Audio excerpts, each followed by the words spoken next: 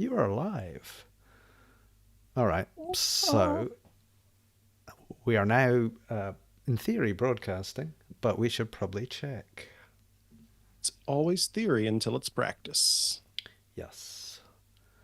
Or as people who think they're fancy say, it's theory until it's praxis. What is the YouTube?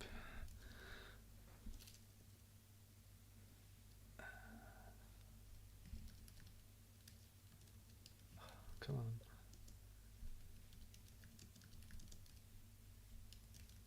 I bought the player's handbook for no reason. I'm gonna read the whole thing now. I used to I know. when I was in the '90s, like I owned the physical copies. Again, also played like one game, but I read the whole books. So you've been training for this your whole life. Oh, I really have. That's awesome. I got really the new fancy player's handbooks versions are of the fun. print, the old versions with Ooh. like dragons on it, and they're so pretty. Wait, But where'd you get sometime- those? My friend Erica gave them to me for my Oh, I birthday, know or my Erica. friends Erica and Erica, Steven and Erica, Kirsten, but Erica. Erica picked them. That's But they're really exciting. pretty. Okay. We seem to be live. Yeah, it's looks like we're live, and I believe that let me double check. Yep, there's audio. All right, good. Yep. Let's be Awesome. Great professional. work. Great We work. are Great work. live. Okay. Everybody ready? Ready Yeah. as ever. Everybody Ready. recording? Yep. Yes. Has Yes. been for a while. Alrighty. Awesome. Here we go. In 3, 2. Welcome to Total Party Kill, the podcast where we play Dungeons and Dragons online for your enjoyment. Well, we hope you enjoy it. I am your dungeon master, your game master. You know, it's whatever. My name is Micah Sargent, and I am joined by some awesome players who are joining me today to play an adventure in Journeys Through the Radiant Citadel. By the way, my pronouns are he, him, and let us go to our players, kicking things off on my Zoom window with Annette Wirstra. Hello, Annette. Oh, hello. Thank you for having me. I am playing a dragonborn paladin who I named Isidore Lenore, and I don't know if they're a girl or boy, so I'm going to say their pronouns are they, them, but I am she, her. Nice. Nice. I also love the rhyming. It's very good. Isidore Lenore. I don't know. It just, Rolls off the tongue. yes. We are also joined by not just a player, but also a producer. It's James Thompson. Hello, James. Wait. Producer, that sounds like I've got responsibilities. You do. You are responsible. Does that make you afraid? Erica's the producer. I'm purely the minion. Running IT the guy. decks. That's fine. Yes, I am playing Blarb, who is a changeling warlock who also uses they them pronouns, at least in their natural form. But yes, that Blarb was a name that just came to me, and I'm like, yep, that's it, Blarb. All right, I love it. We are joined by a new TPK player, but a D&D player for, a few times. It's Brian Guffey. Hello, Brian. Hello, I am playing Thalmar Skystrider, who is a genderless Shadar Kai artificer. And their pronouns are also they, them. My pronouns are also they, them. Nice. Excellent. And last but certainly not least, fiber artist extraordinaire, it is the Aline Sims. Hello, Aline. Hello, I am playing Avinia, the Drow cleric. I forgot the word. The Drow cleric. Avinia and I both use she, her pronouns. Beautiful. All right, so we are kicking off our journeys through the Radiant Citadel with the published Journeys Through the Radiant Citadel, with the first adventure in that book called Salted Legacy. In this, the characters, you all are new adventurers. And you know that part of being adventurers is the necessity to have a little coin to get you moving along in the process. You need to be able to buy equipment. You need to be able to, do what you need to do. And so I'm actually putting you all on the spot in just a moment. So be prepared for this.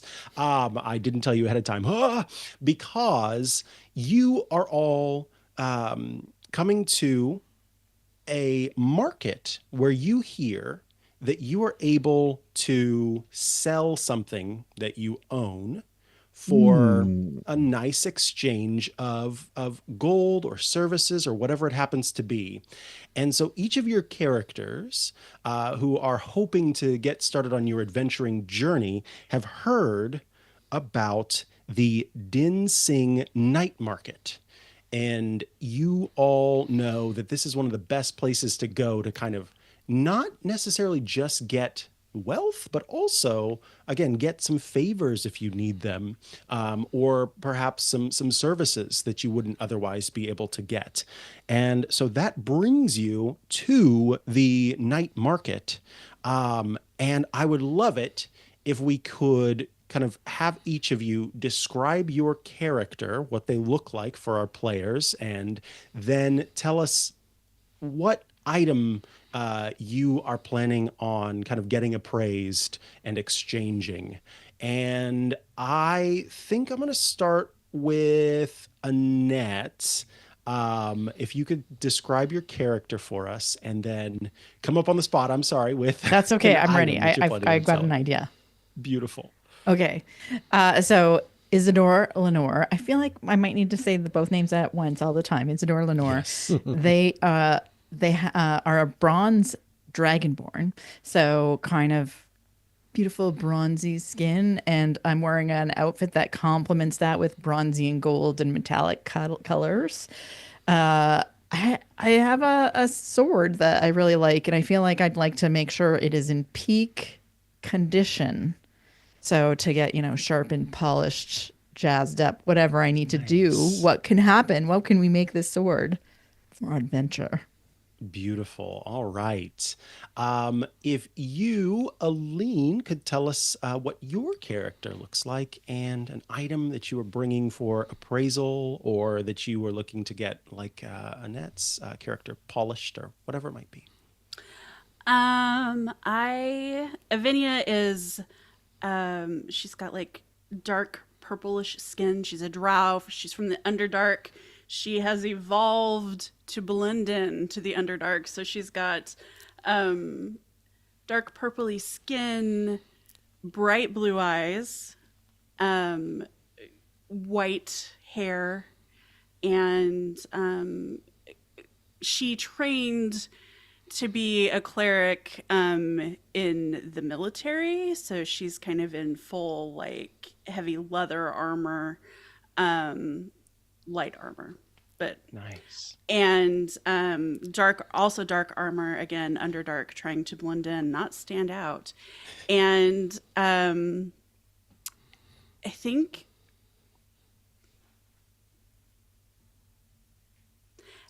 as payment for some healing that she did, she was given a nice warm hap, a shawl, from a patient. And I think that she doesn't have much use for it. It gets caught on the armor, so she's going to see if it can be traded in for some gold, maybe get a shield or something fancy with it. Nice. James, would you like to describe your character and again, the item that I put you on the spot to to invent? Well, I can actually fit this into some backstory reasonably. So Blarb is a changeling. So in their natural form, it's kind of like silvery skin, no hair, very undefined features. But it's really unlikely that you're going to ever see them like that. They will adopt identities, frequently new identities, try and adapt their appearance to whoever they're with to make them feel comfortable. And they hadn't ever met one of their own species. So that's kind of their thing. It's they're trying to figure it out. And so that's one reason to join adventuring parties, get some money, help with this. But they did spend some time working in the big libraries at Candlekeep, and there was some warlock stuff that happened. They found a book that promised them answers if they agreed to do some things. I'm sure nothing bad will happen out of that. But while they were in there, they might have borrowed some other books from Candlekeep, your spell books and things like that. And I think that's what's going to be being sold off here. Nobody was using them. I enjoy how all of your characters have a really casual casual relationship with standard social practices. Just Yeah. I was just gonna say, what is James playing a lawful good character again? What a surprise! there's I think We love you, Blarb James. is mostly good, but just, We have Lawful different definitions neutral? of mostly good, but There's certain traits that come along with being a changeling, yeah. fair enough, fair enough. And last but not least, Brian, describe your character for us and the item you're bringing for appraisal or polishing to the market. Absolutely. So, Thalmar Skystrider is a Shadar Kai, and the Shadar Kai are elves of the Shadowfell. And the Shadowfell is basically a parallel, like, dark plane in dimensions and in Dungeons and Dragons. And so, Thalmar is very sallow, very, very ashen. Also, a rather tall elf, like at the top of the tall, like 6'2" elf.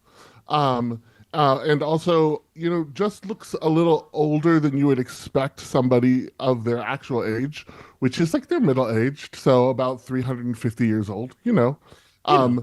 Yeah, exactly. And they have a short bow and a quarterstaff.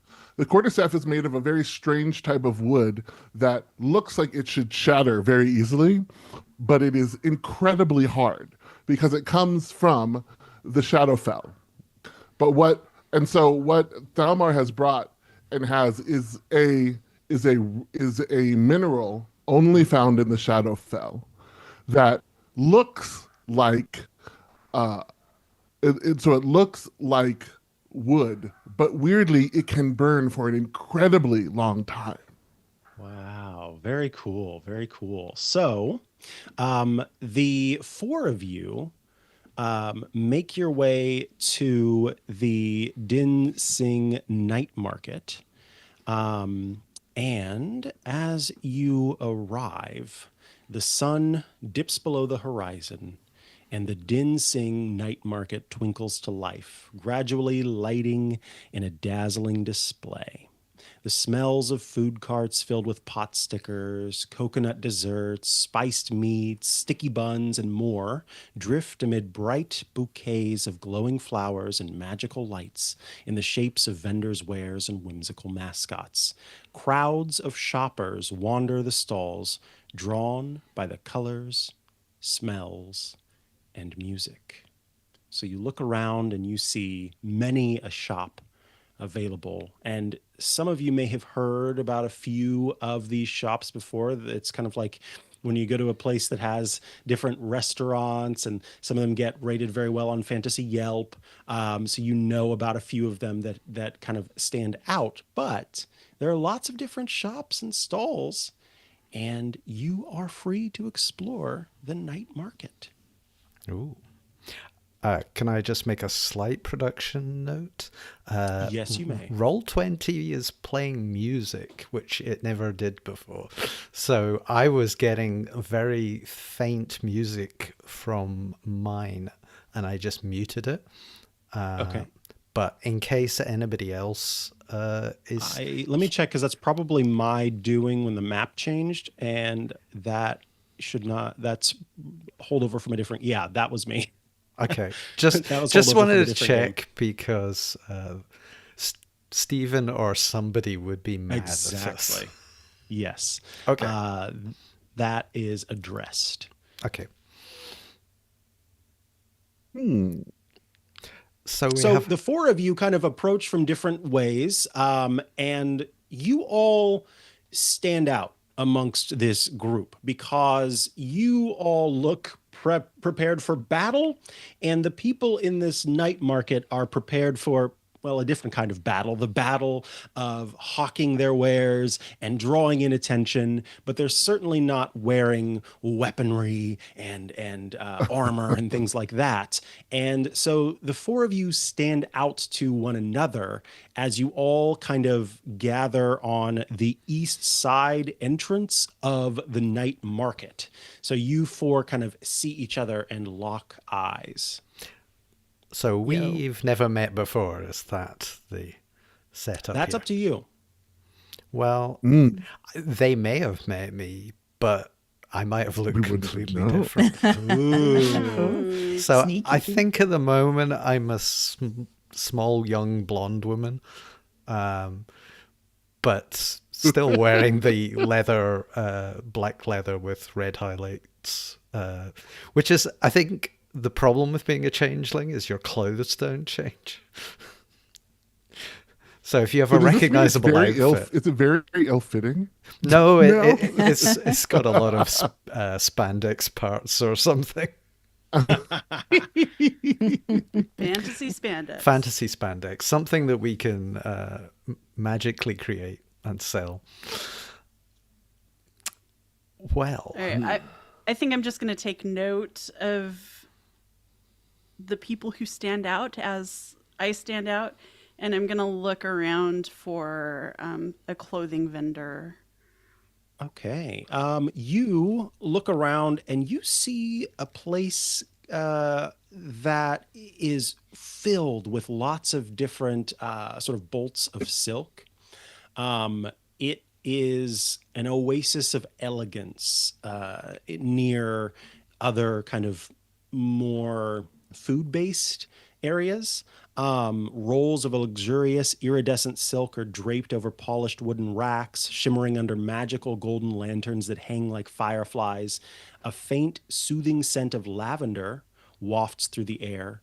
Each bolt of fabric seems to tell its own story, with vibrant patterns that resemble flowing rivers, blooming flowers, and sparkling stars. And if you look at the map, I'll ping the area where that shop is located, sort of near the inner circle on the west side, the southwest area. Okay, I'll make my way over there. All right. As you are making your way over there and the sign kind of comes into focus, you see that this is a shop called Madame Culp's Silk. And we will come back to Avinia at Madame Culp's Silk Shop. I am very inquisitive, and because I'm from far away and I've been a traveler, I love to see new things, and so this market is a feast for the eyes and the senses, and so I am thrilled to be here. And also, I see these individuals. I tried to catch Lavinia; she ran away. So I walk up to Blarb and to oh gosh, all the names. Isidore. Isidore. And I say, what a wonderful experience. So many things to explore. Where are you planning to go? I would love to join you. My name is Thalmar Skystrider. I say, I am, clicks a few buttons, Jet White Blossom, I'm just exploring here. I have an interest in magical books, so I'm looking for somewhere to trade. Ah, wonderful to meet you, Jet.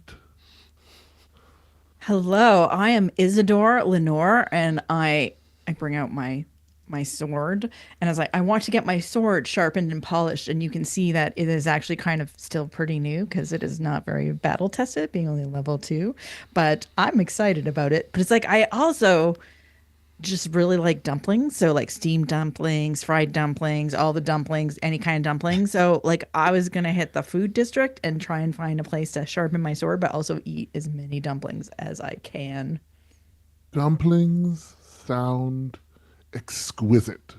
Don't they? Shall we to the dumplings? If you want to eat dumplings, we are best friends. Oh, I love to eat dumplings. Excellent. Okay, so you both are looking for a place to go eat where there are dumplings available. And so you see a place off in the distance. It's a cart adorned with fish themed decorations, from painted wooden cutouts to streamers that mimic splashing waves, rolls into a new spot every few hours. The tantalizing smell of sizzling seafood and dumplings fill the air, drawing hungry patrons. Bite-sized portions of skewered seafood glisten next to the steamed and delicious dumplings that promise bold flavors. And that shop is... Where is that shop? It is right here. So I'm gonna follow my nose and go to those dumplings. And I'm going to follow you. And one thing that you will learn about me as we go is that I have a feature called All Eyes on You. Ooh. So, as we travel to those over to the dumplings, everybody keeps looking at us. Everybody is interested. Everybody seems to want to stop us and talk to us and get to know about my background and who I am and where I'm from. This also means that we get great attention from the dumpling maker, most likely. So we get special dumplings and a discount. I noticed that the Uh-oh, and a dumplings are a discount. very good. I noticed the dumplings have an excellent quality. All right, we will come back to you all at the Trusty Leak, where we will determine what that all eyes feature will entail. But for now, Blarb, you are all alone. Yeah, I mean, I think Blarb was not on board with this too much attention thing. So, Jet is gonna look. Well, first of all, look for those little maps you get at the entrance that list all the traders and exactly where they are, and see if they can see a book seller of some kind in this market. Okay. You are looking around and you don't see a bookshop in particular, but off in the distance, you catch it's a vibe. It's a vibe that this place is probably let's say they traffic in all sorts of goods. An array of charms, amulets, trinkets, and books are positioned around this shop. The trinkets are strung on twine around the wooden frame of the stall. The amulets, crafted from colorful stones and metals, promise protection and fortune. Small cards next to each piece describe its purported benefits, from fending off sickness to bringing success in battle. And you see that shop all the way in the northeast corner Okay. of the market. Right. So Blarb makes Blarb's way there, and we will come back to Avinia, who has just approached the silk shop. And as you approach the silk shop, you see Madame Culp, who must be the owner of Madame Culp's Silk, an elderly gnome with twinkling eyes and a warm smile. Her nimble fingers are often at work spinning silk into delicate designs. Dressed in a tailored tunic of her own making, she greets customers with practiced poise and an encouraging nod, which she gives to you, Avinia. Hello, welcome to my silk shop. Would you like to purchase some silk? Um, Maybe later. I actually have this beautiful shawl, and I was hoping that you could tell me where I might be able to go to sell it to a merchant. Oh, may I see it up close, please?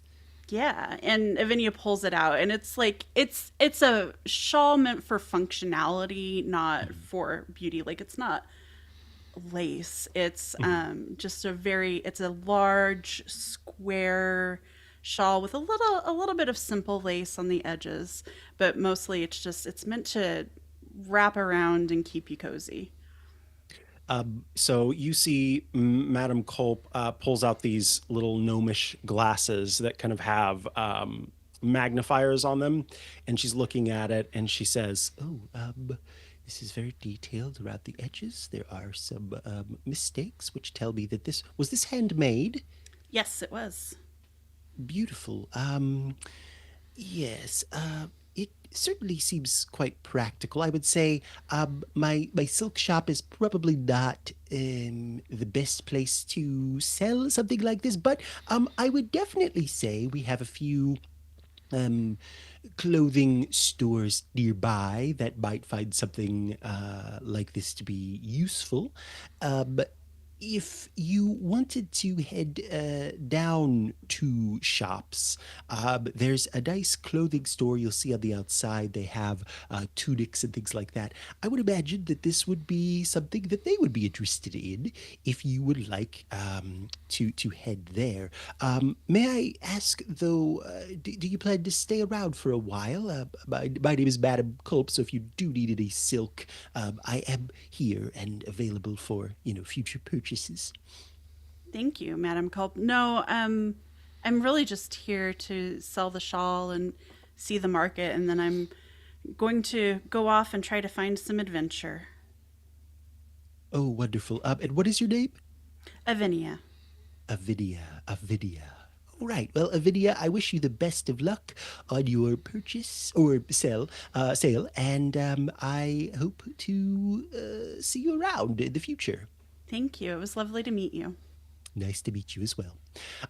So now we'll go to the trusty leak where you all have just arrived. That would be Isidore Lenore and Thalmar Skystrider.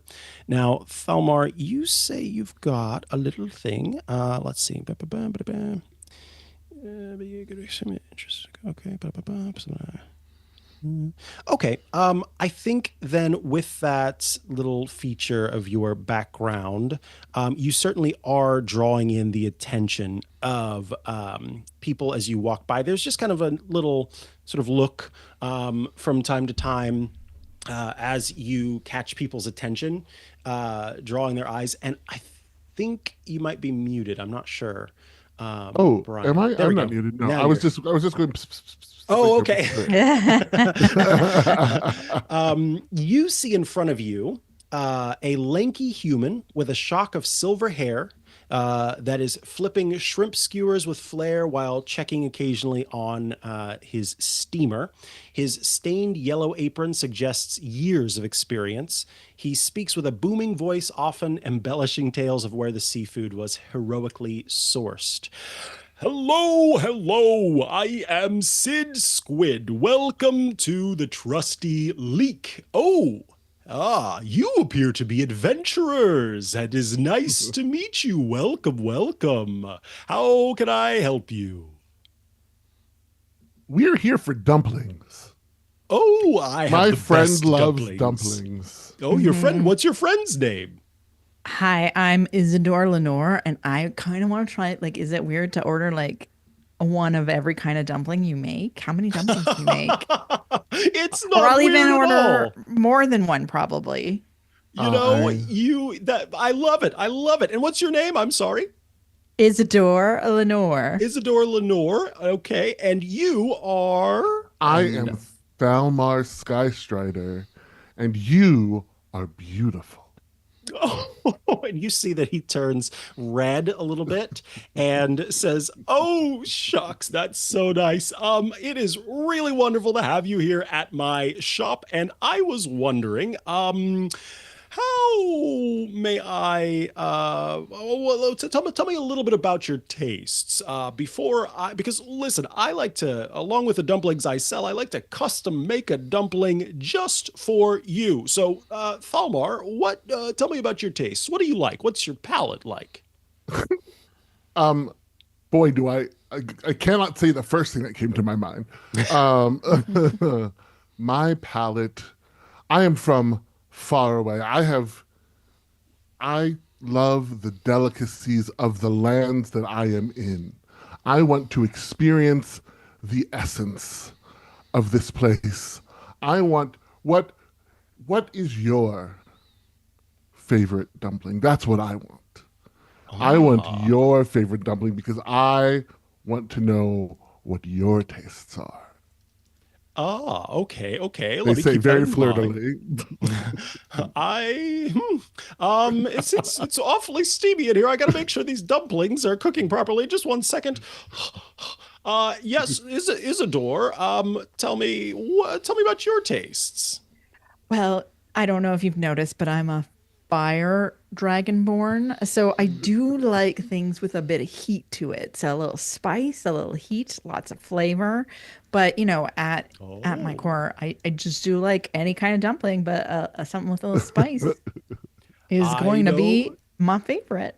Wonderful, wonderful. I know exactly what I would like to provide for you. And so you see him actually pull out a few different dumplings from his steamer. This is I'm already forgetting his name, Sid.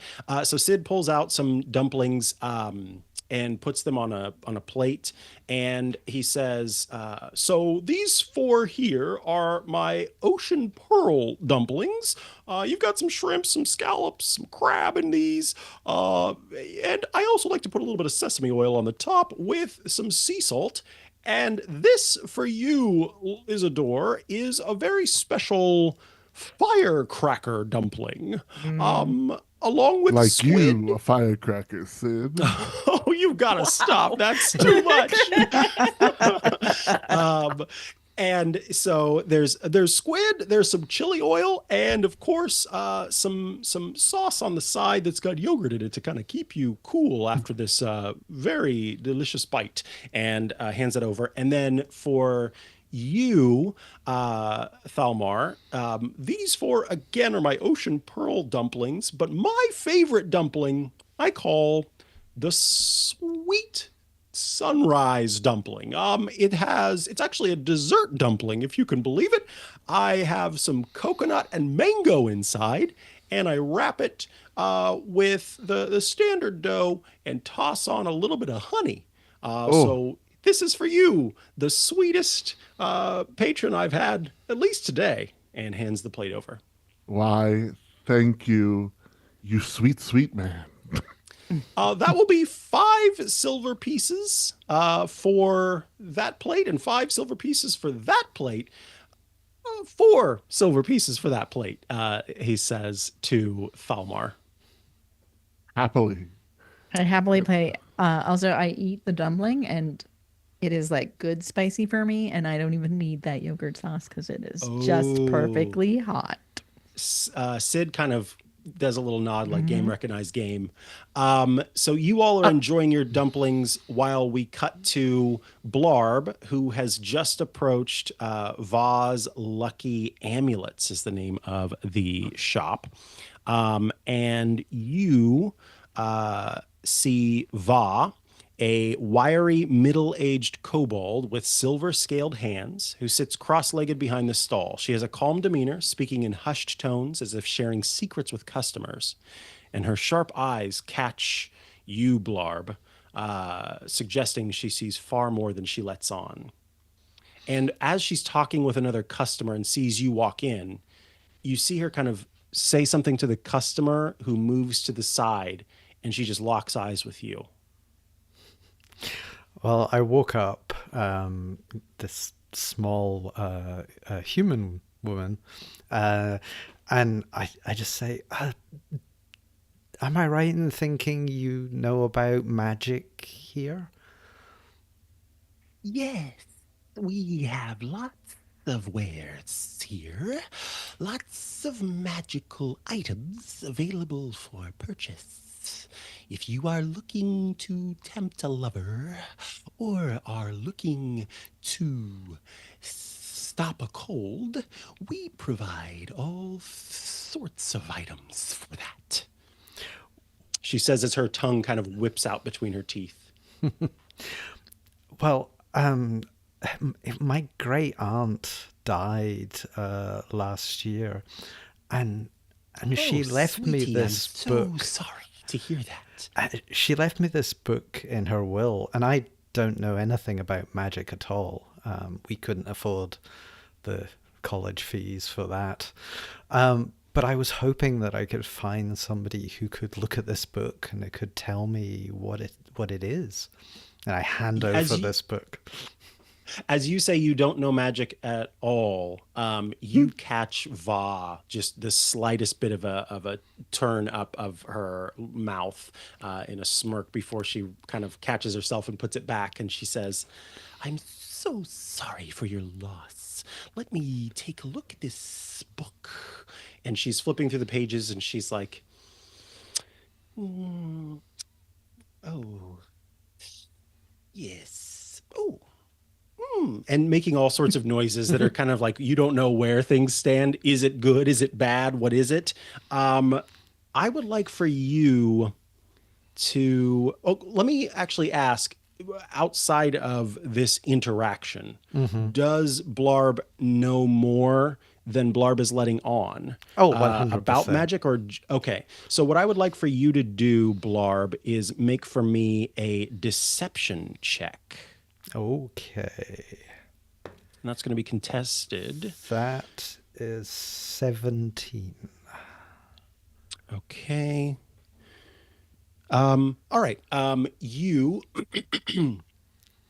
see her kind of finish perusing through the book, and she says, I'm afraid that the magic might have left the pages of this book for the most part, and so I don't think it will be worth more than 15 gold pieces. Oh, I hadn't really thought about selling it at all. This was, this comes down in the family, but 15, you say? I mean, I could do with maybe a little more so that I can get some food before I head back. Oh, so you don't want to sell the book, but apparently you have a price. Would you care to share with Miss Sva what you want for this worthless book? Well, I'm sorry, not worthless. Of course, it's important to you, but I mean worthless in terms of its magical qualities. Strange that you would offer me money for a worthless item. You're Well, clearly very generous. You see, look, I notice these things about people, and I have a feeling you know that these items here are but trinkets, she whispers to you, and so I think a less discerning patron might see this as magical when indeed it is not. So I could make a good amount of money off of it if I'm honest, but I couldn't part with it for more than 20 gold pieces. That was exactly the figure I had in my head. I hand the book over. Wonderful. If you need anything else, please do return. My more discerning customers get access to Auntie Va's back chambers. And that is not a euphemism. She says very forcefully. Jet is All very right. good at keeping her expression neutral, so did not react. It just thanks her and goes to walk away. All right. So you walk away and you kind of start to make your way back toward the center area of the market. We're going to cut back to Avinia real quick, who is making her way a few shops down where she comes across a store called Threads of the Horizon. It's a clothing shop that exudes elegance and artistry, but also function and form. Its exterior is framed by banners in deep jewel tones, emerald green, sapphire blue, ruby red, fluttering gently in the breeze. Inside, several garments hang on wrought iron racks and carved wooden mannequins. The walls are lined with shelves holding rolls of exotic fabrics and baskets of intricately embroidered accessories. And the space hums softly with the sound of weaving looms. But as you look around, Avinia, you don't see any looms, which leads you to believe that this is a magical patron who is using it as a means of just kind of luring patrons in. The vendor is inside, a tall, elegant elf with smooth bronze skin and long silver hair, who wears a flowing ensemble of their own creation, a combination of tailored trousers and a draped vest adorned with hand-painted floral motifs. Their eyes are a piercing shade of teal that sparkle with curiosity when they spot a unique garment, fabric, or unique patron. And you see the person make eye contact with you as you approach, and the vendor says, "Greetings. I am Sanjaya Veilhand. You can call me Sanja." Hello, Sanja. It's nice to meet you. I'm Avinia. And I was told that you might be interested in buying this hat from me. And I've folded it up neatly and presented to her. And I didn't talk about the color, but it's like a homespun shawl with probably stuff wool that the maker had at home, so like hand carded and spun and everything. And so it's like natural colors, a light neutral whitey color and browns and even some blacks around the edges. And just like it's I have this beautiful, beautiful warm shawl that I cannot use, and it's handmade and was given to me with love. I kept blood stains off of it. I treated it really, Sanja's really, eyes kind of go a little wild there for a second, like, what? really carefully. And I was told that you might be interested in purchasing this so that it can go to someone who can use it. This is. Here is an interesting thing. When quality is common, then and richness is common, and expense is common, then people look to stand out in different ways. This is exactly what I've been looking for. Something unique, something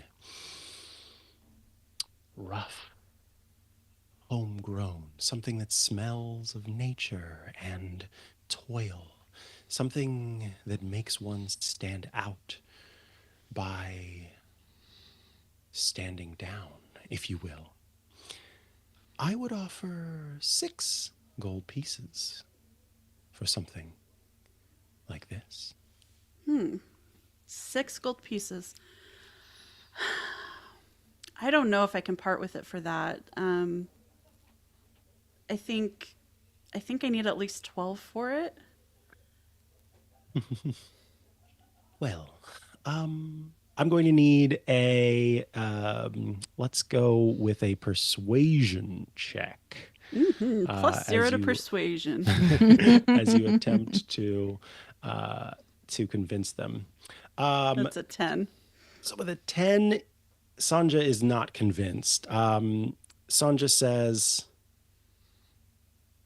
if I'm honest, I plan to wear this item myself. It is something I would not part with once purchased and would be a trend setter.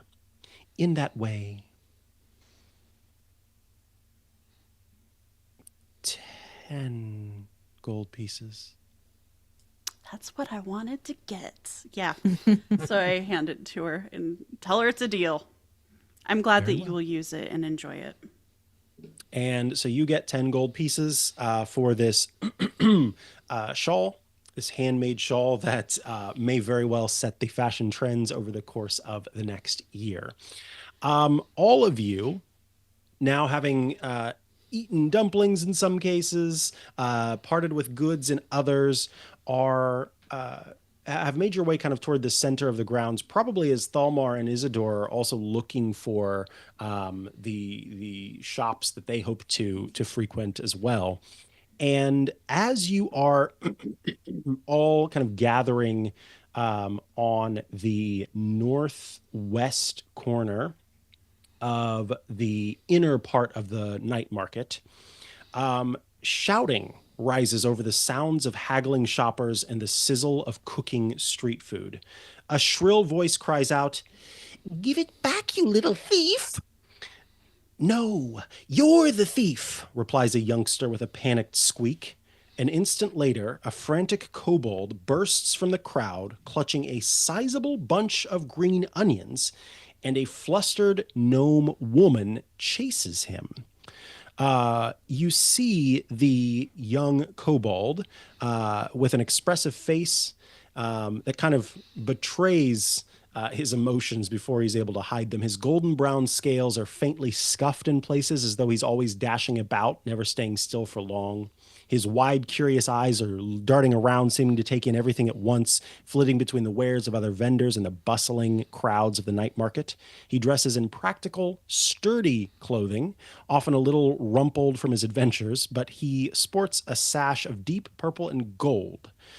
And then you also see the gnome running up behind this young kobold, who has an air of boundless energy. Her wild, dark hair tumbles around her face in unruly waves, perpetually dusted with flour and streaked with traces of vibrant spices. Her apron bears splashes of broth and faint scorch marks, evidence of a life spent passionately working. Despite the perpetual chaos around her, her wide, bright smile typically shines like a beacon. So that's an interesting descriptor right now, where she's a little frustrated. And you see her eyes are a deep chestnut brown. As she chases after this young kobold, the kobold actually collides with you, Blarb, bounces off of you, and falls to the ground. At which point the gnome approaches and starts shouting at the kobold as the two of them start to squabble and kind of scrap in front of you. Yeah. I mean, it's nothing to do with me. I just kind of lean against the back of the shop and, mentally betting in my head who might have the upper hand here. I'm not intervening in this battle. Okay. what do the rest of you do? I mean, I'm chaotic neutral, but also very curious, which means that I absolutely want to stick my nose in and see what is going on. So I I step up to them and I step between them and you know, and I grab the gnome is the one who has been chasing this person, right? The other one. Yes. And I Yes. pull the gnome back and I say, "Hold on, what is going on, my friend? What is Okay, so happening?" as you attempt to intervene physically, I need for you to make a DC 12 athletics check. So you're going to roll an athletics check, and if you get 12 or higher, then you are successful in pulling the gnome back. Okay, now I have a question for you. I have an action called um, unarmed strike, Mm-hmm. which if I am grappling, which I Mm-hmm. think is what I would be doing here with the person, possibly, they must succeed on a strength dexterity savings throw. Mm-hmm. DC, which is 8 plus the proficiency bonus plus my strength, or my 8 plus my proficiency Yes. bonus plus 8. So that's what we're doing. Do we need to So change anything? your better option here is just to roll a straight up athletics check in your skills section. Cool. Got it. Um, yeah, because in this case you're not in combat, and so if you were to go for this strike, it would be seen more as violence versus Oh, just a okay. I straight don't up want to do that. athletics check. Yes. Yeah, All right. So we're just going to roll athletics, which is I have a plus a 0 to athletics. yeah. So you'll just roll a d20 basically. Oh, we got a 14. A 14 is higher than a 12, well, it's 12 or higher, and therefore you are able to successfully pull the gnome back, who says, "Oh, by unhand me, this miscreant stole my green onions from my shop." And the kobold who is on the ground and starts to kind of pick himself up and dust himself off says, "No, you stole it from my mother's shop first. I was just stealing it back. No, this is my green onion, and that is my green onion, and that is also my green onion, and the fourth one is mine too," says says the individual. And she looks up at you and she says, "Do you know who I am?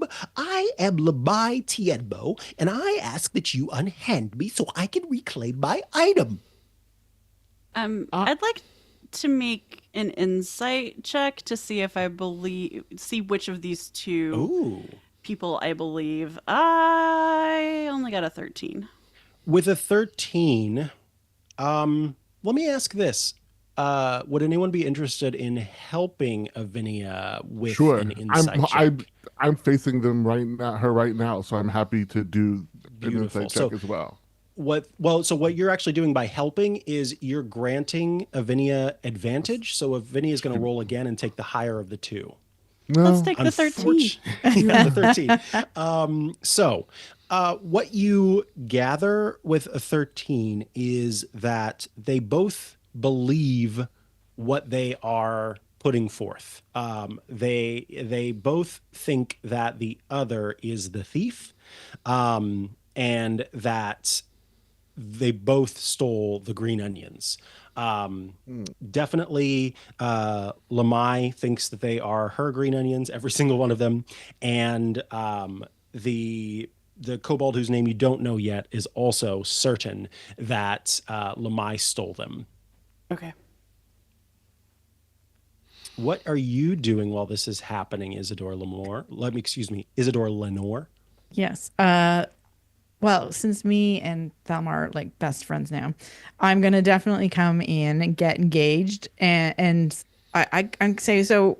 So why do you like, what is your evidence that this gnome stole from you to the kobold? Because it feels like it's kind of obvious Ah, okay. So the kobold that that just stood up, yeah. So the kobold says, um, "Simply because these are the green onions that come from my mother's shop.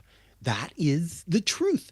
I don't even understand why Lamai would have these green onions in the first place." so they don't look like every other green onion. Listen, you don't know what's going on. Who even I are don't you? know. I don't know what's going on. I'm trying to understand like how maybe this is a misunderstanding. But could she have bought it from your mother? Well, maybe I should find my mother and bring her here to answer this question. Good Yeah, idea, I guess. I guess maybe. And you hear the kobold kind of kicks its mouth back and lets out this sound that's near ultrasonic. You just barely hear the squeak of it as you realize that they're calling out to their mother. Um, at which point you see in the distance an individual in polished golden brown that approaches. Um, this person cuts an imposing and elegant figure among the bustling market crowd. And I apologize, it's polished golden brown horns that gleam under the lantern light that rise proudly from her head like the crest of a queen. She is dressed impeccably in flowing robes of deep purple and gold, which match that sash that the young one is wearing, embroidered with intricate wave like patterns that shimmer as she moves. Her demeanor is composed, every step measured and deliberate, as though she's always aware of the legacy she represents. Her sharp amber eyes dart through the crowd with the precision of a hawk, missing nothing. And as soon as they catch her son, her eyes soften a little. And she approaches, and I think you kind of expect her to have this booming voice, given her presence as she really just draws the eye. But as she gets closer to you, she simply says, "What's happening here?" And she looks down and she says, "Gammon, what's going on?" And Gammon, the name of her son, looks up and says, "Clearly, Lanai, Lamai has stolen from us." And at that point, the other person, Lamai Tianmo, the gnome, says, "No, your impertinent little child stole these green onions from my shop." And Kusa is the name of the individual, the kobold, the mother kobold, who says, "That's enough, Lamai. You're behaving no better than our parents did, stealing from me and attacking my son." At which point, they all start shouting at one another all at once. This is really intense. Jet Yeah, is just clearly. amused at this whole I would situation. I would like you all to roll insight checks for me as these conversations, these Excellent. arguments are going on. 19. Well, 13. 13. Right. 12. You get the impression that Blarb, get the impression that this is one of those situations where you've got deep-rooted rivalry between families, that this is some anger that radiates through the generations. They are continuing to argue, but then Kusa, who you heard Gammon say, or no, not sorry, not Gammon, but Lamai say Kusa. Kusa looks up at you and she says to all of you, she looks around, you strangers look like capable sorts. I'm Kusa Zungoon, proprietor of market-famous Zungoon family seafood. For a fish typhoon, you'll wish for Zungoon.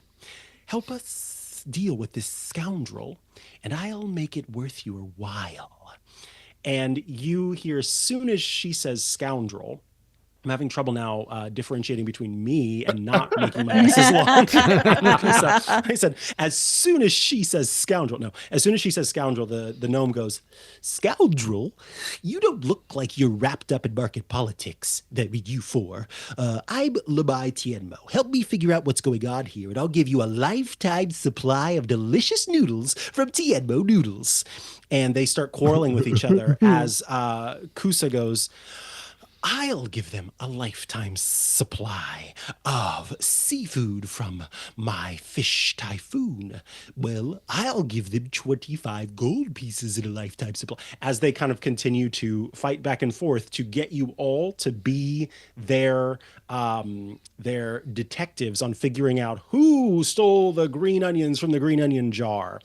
Will our players determine the true thief of the green onions? Will they get a gold bedazzled card that grants them all the noodles and or seafood they can eat? Will Micah be able to differentiate between gnomes who speak in nasal tones and kobolds who talk with long S's and his own voice? Find out next time on Total Party Kill, Journeys Through the Radiant Citadel, Salted Legacy. Thank you. I shall take us on a break.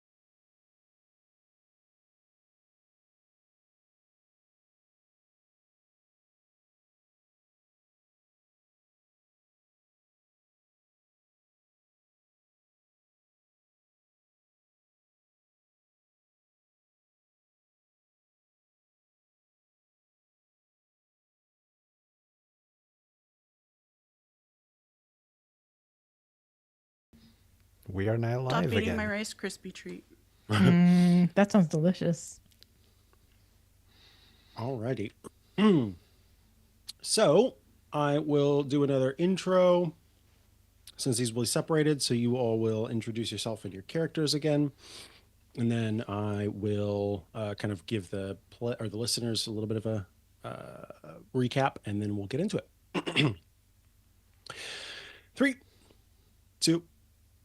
Hello and welcome to Total Party Kill, the podcast where we play Dungeons and Dragons online for your entertainment. Are you not entertained?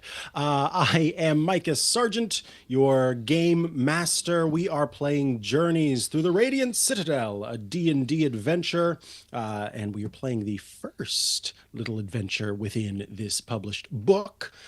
Joining me, oh, by the way, my pronouns are he, him, and joining me are our awesome players. Let's kick things off with Aline Sims and your character.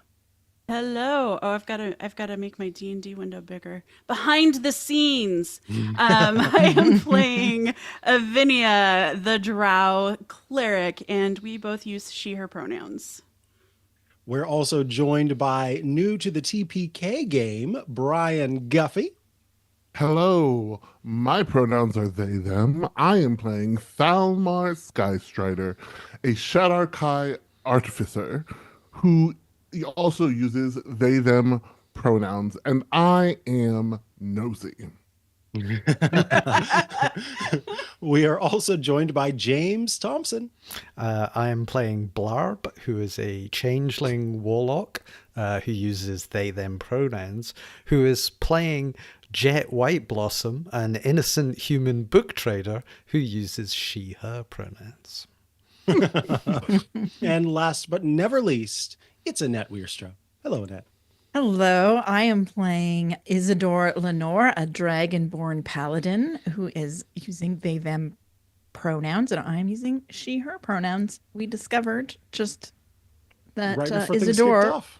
yeah, and Isidore really likes dumplings. That's the main character trait we have discovered so far about Isidore. I love it. So, And Thalmar likes everybody. Yeah, everybody. Last we left off, our players who are just getting started in their adventuring, prowess, have decided to take a trip to the Din Sing night market, where they hear they can get a good amount of money for the items that they have to kind of kickstart their adventuring fund. And based on the sale, or actually the sales that have happened thus far, it does seem like they can get a good amount of money for their items. And they have kind of walked into a mess because we have a kobold by the name of Kusa Zungun and a gnome by the name of Lamai Tienmo, who are kind of at odds with one another. And there appears to be something going on. Blarb was able to determine something going on with their family history, where maybe they've kind of always been at battle, a sort of Romeo and Juliet situation, hopefully without the, sad deaths at the end. But it also involved Gammon Zungun, who is the son of Kusa, who stole some green onions from Lamai, who claims that they were stolen from her in the first place. And so now we are in the midst of a bidding war for the help of these four players who are, or four characters, I should say, who are outsiders to the Din Sing night market, who both of the shop owners think can help them get the receipts, the evidence, and the details necessary to prove that the other person was responsible for the theft of the green onions. And so it kicks off with Kusa and Lamai kind of shouting back and forth at one another, saying, you aren't going to give enough to them. I'm going to give this. I'm going to give that. And as they're kind of battling it out back and forth, you hear them approach the limit of what they're willing to do, which is 100 gold pieces and a lifetime supply of food at their shops. So Kusa is offering 100 gold pieces to the party and a lifetime supply of anything they could want from the fish market, and then called Zungun Family Seafood, and then Lamai is offering a lifetime supply of noodles from Tianmo Noodles. So they both like kind of are out of breath, and they look to you players, waiting your response. So Thalmar is going to say, just so I'm clear, you both want us to investigate this, which means if we investigate it, we should get this from both of you. Yes? No, I need you working for me to prove that Lemai is the one who stole the green onions.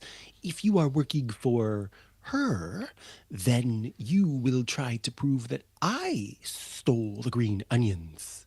And we can't have that. So it is a question of loyalty as much as it is a question of payment. I Look, would like to roll persuasion. Okay.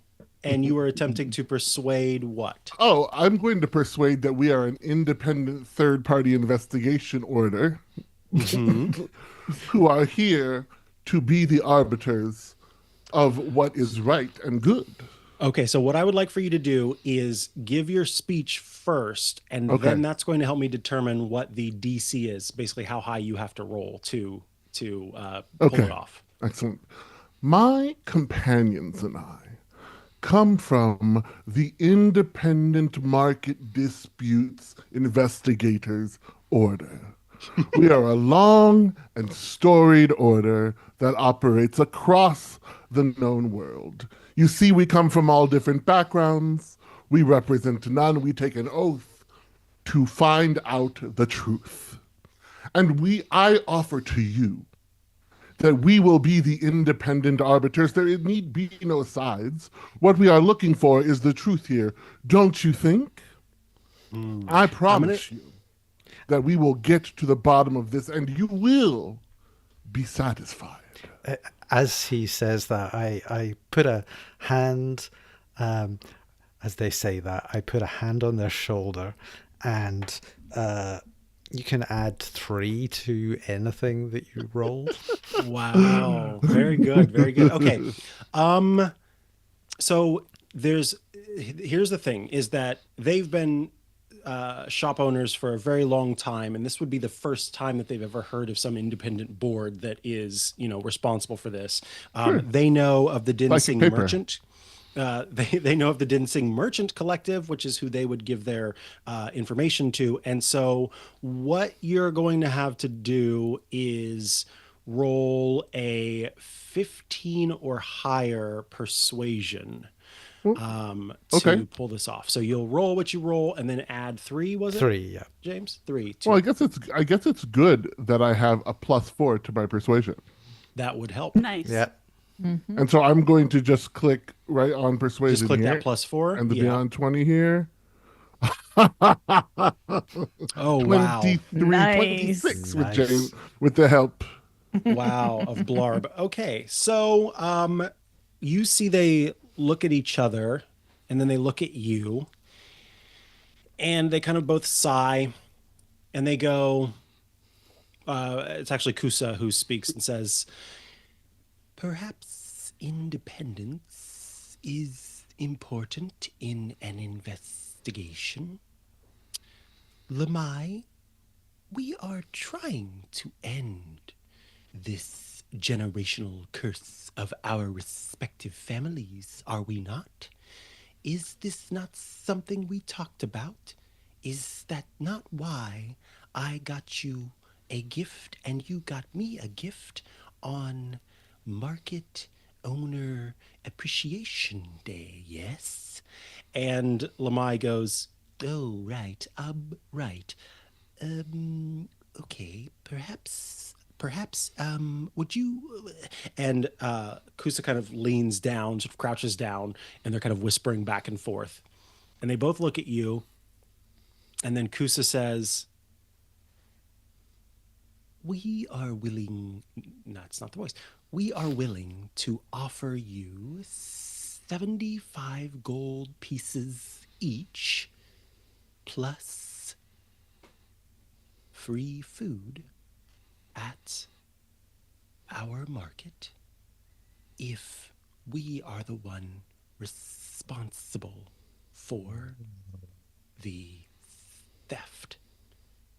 so basically, the loser has to cough up the free food for life, but each of them are willing to give you 75 gold pieces to do this investigation. Gotcha. I think we all turn to each other, maybe. So this is more money than we would have gotten, but less food. You can buy a lot of food with 75 gold pieces. And honestly, how often are we in this market? Like, I don't know how how often are sounds you? great, Yeah. but we're not in the market. And I'm a allergic lot. to seafood anyway. So you wanna pin it Writes on the that noodle down. person, is what you're saying. Laura Yeah. is allergic to seafood. And I think part of the reason that I said this, I mean, the food and the money was a part of it, but really, it's because independence is incredibly important to me. Like my freedom is my most precious possession. I share like part of my history as a Shadow Kai is that we are usually trapped in the Shadowfell. I escaped from the Shadowfell and have vowed as best I can never to go back because it is so dark, it is so depressing. And I am so I was nobody else in the Shadowfell was as curious as I was. And so I want to get to the answer of this. And we have the opportunity to end a generational dispute. We will be renowned throughout the market. In the meantime, Avinia's like, wow, I really miss the Underdark where things are uncomplicated and I don't have to deal with this kind of stuff. I love that we come from the opposite sides of the darkness. Yep. Yeah, I mean, I'm in for it if you all are. I mean, I could do with the money. And it doesn't seem like this is going to be a hard problem. It's just onions. And do we know you're a changeling yet? Or Nope. no. Okay, cool. Interesting. I'm in because I'm like I'm having like the best day I've had in a long time, and I think Thalmar's so cool. So I'm just like, yeah, if Thalmar wants to do it, then I want to do it. Amazing.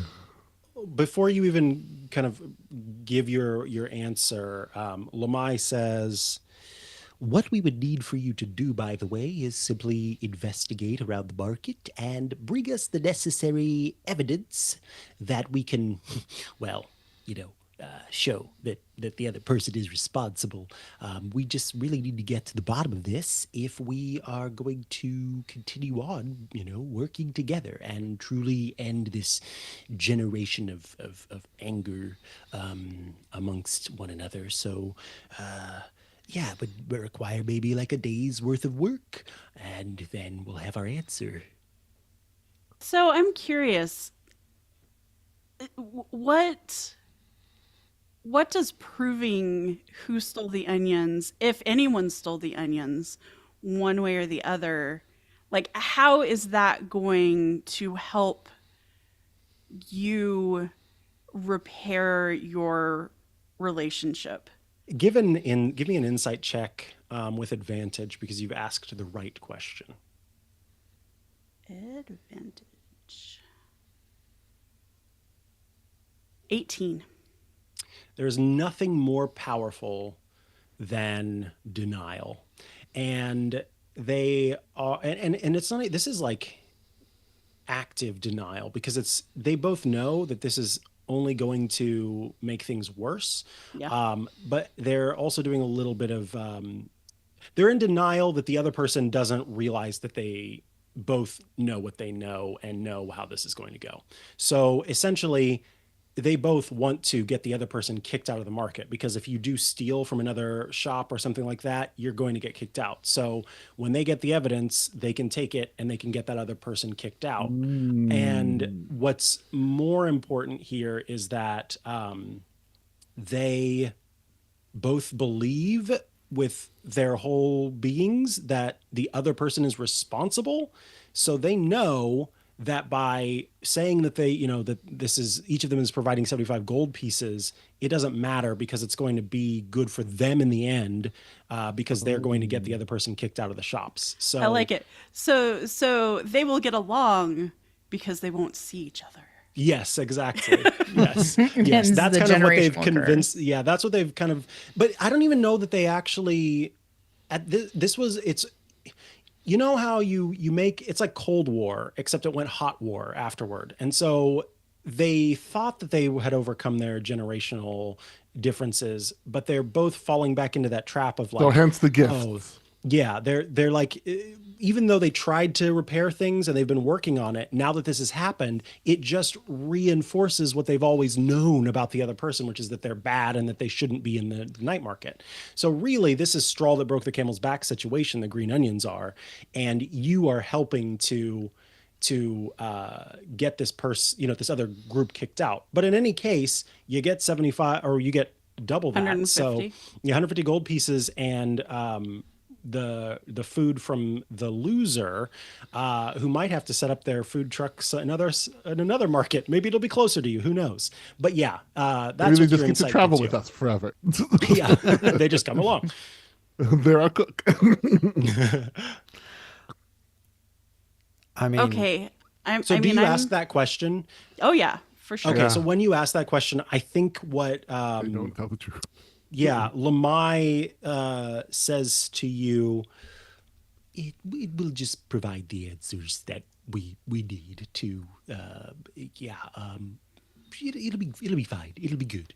And that's kind of they don't want to investigate the answer to that question. Really, is what you're getting. Okay. I mean, I'm in. I need the gold and I need the experience in like investigating and questioning and everything. So like whatever. I'll do it, but I don't think this is going to end well. We can get them into therapy afterwards, maybe. Oh, Yeah. Any other thoughts on this? It sounds like everybody's on board now. Yep. All right. So now that you have agreed to kind of partake in this, you all, you see them both kind of walking away, and you hear Kusa say to Kusa's son, Gammon, yes, they are working for me, and they will find out that Labai is responsible for this. I know it. And you hear Lamai talking to an assistant who basically says the same thing. So they've both convinced themselves that you're not actually working for the other person as well. You're only really working for them. And they kind of just mumble to themselves as they walk off. They're delusional. That was the word I meant to say earlier. So now you, as people kind of return back to their different shops and the gawking crowds that just kind of watched this ridiculous shouting argument go on, they return, and you're sort of free to peruse what's next. I think that Isidore, you were one person who had another shop that you wanted to go to.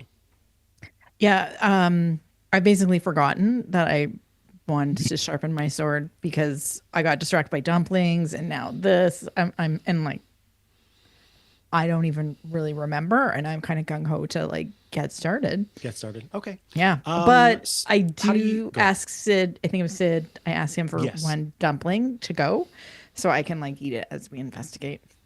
So I give him a wink. There's a dumpling, another firecracker dumpling given to you, and then another sweet sunrise dumpling given to you, Thalmar. and On the house? he um I'll call you what does later. he do? He writes it down. Maybe you've got a tab. You're you're trusted enough to have a tab open.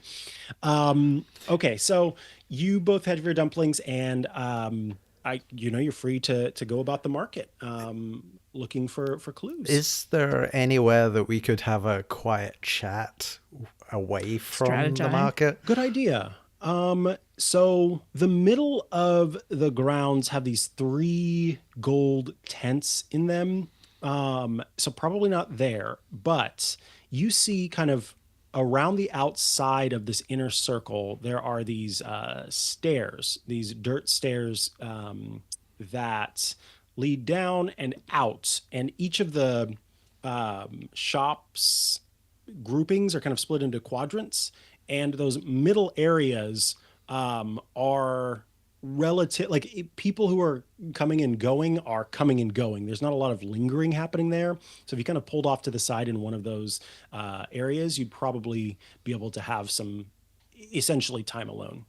Okay. I have something I want to share with the group. Okay. Awesome. As you start to make your way to one of these areas, you actually are you see somebody coming up to you who says, hey, and there's a human man who's wearing a flashy green shirt with a high collar and gold filigree trim that's designed to look like hot peppers. He smiles and he shakes his head back and forth like, oh my goodness, as he approaches.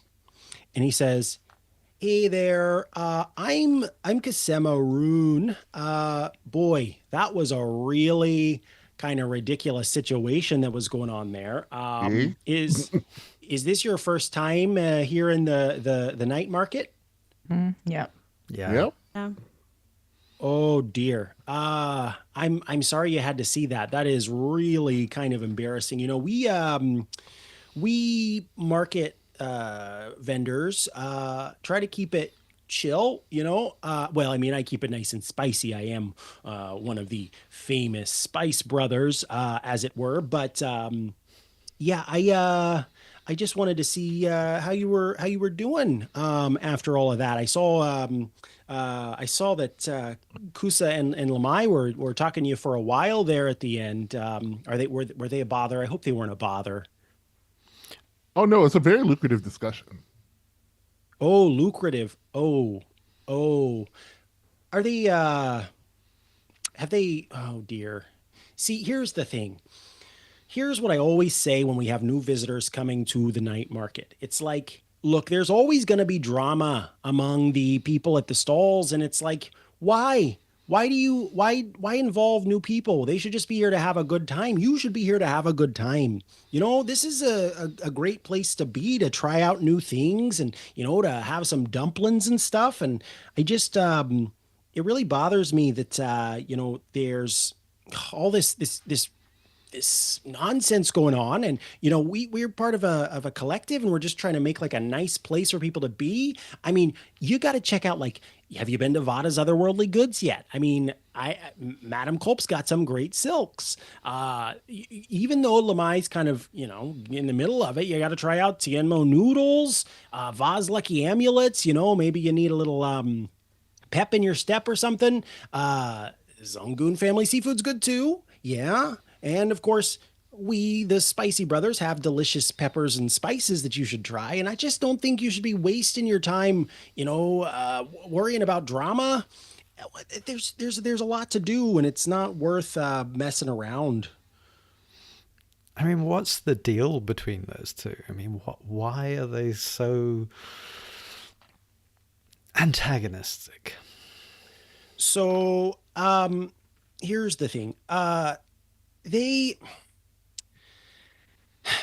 There's like this thing where a long time ago there were 2 of them and they dated or something, and then one of them like cheated on the other one, and then there was like a sort of one of those situations where you cut your hand and you drip blood on the ground and you're like, by this day and for every day forward, I'll always hate you sort of situations. And it's been going on ever since. I mean, honestly, I got to think about like a kobold and a gnome.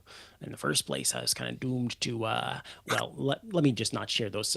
Anyway, so I just, that there's just been anger ever since.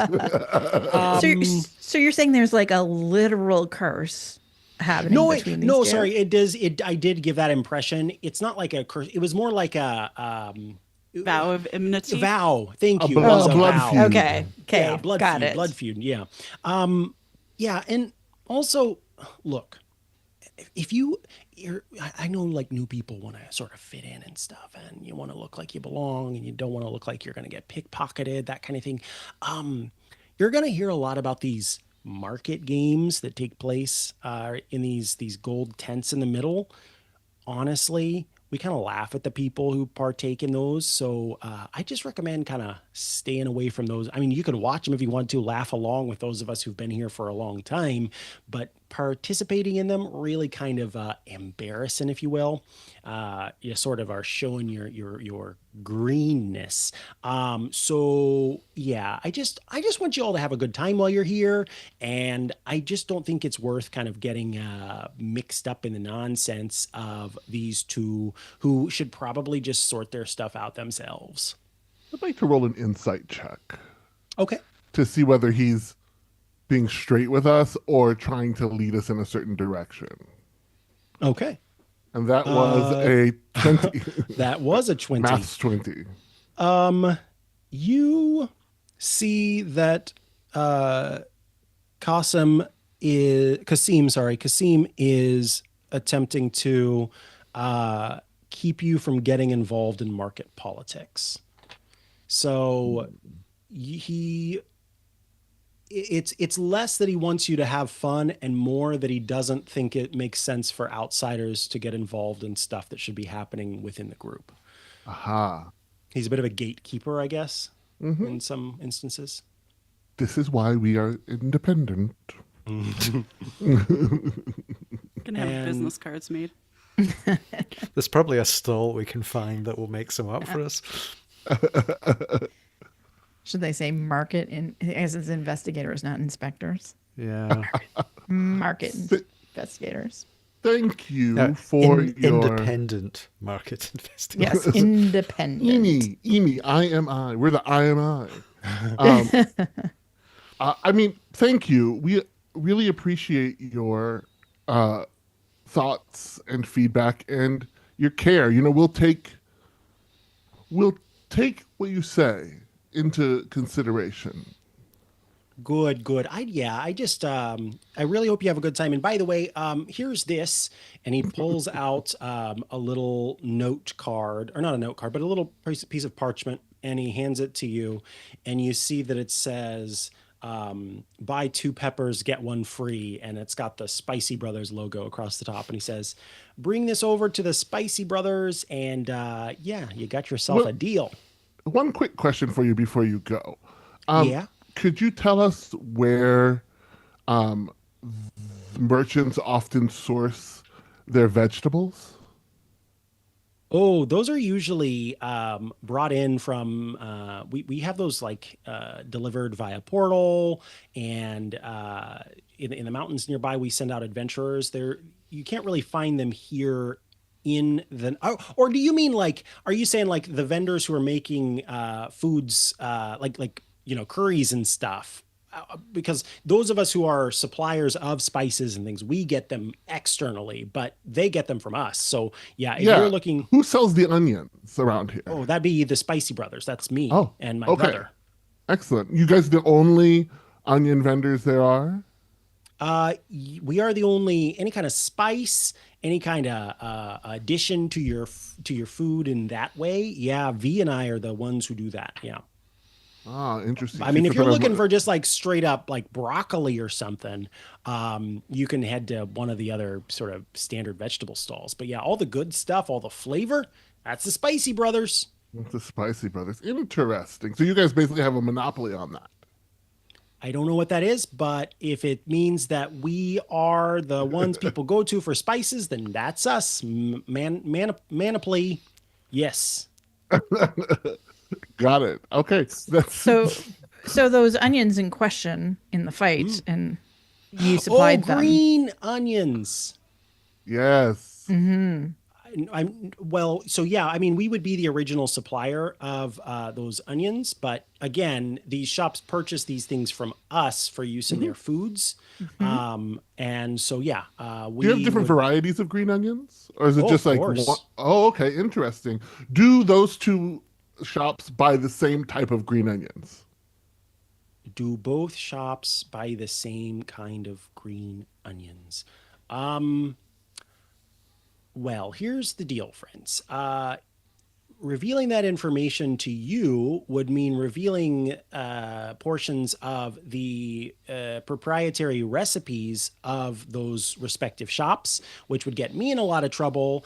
And it's a sort of a confidential arrangement in the same way that if you go to your fantasy doctor, they're not allowed to talk about what you talk to them about. Yeah, I can't really say I've got a confidentiality agreement. Hope you can understand that. Oh, of But course. it really does feel kind of like you're doing an investigation right now, and I really don't think you should. So I'm just going to head out because I don't want to participate in you not having fun. Remember, play it chill, play it easy, and come see the Spicy Brothers. All right, bye. Bye. I would like And- to pocket that coupon, please. All right, Spicy. Kasim walks I'd like to off. pocket that person. I'd take it and be like, So Kasim walks off, and now you are free to begin your investigation.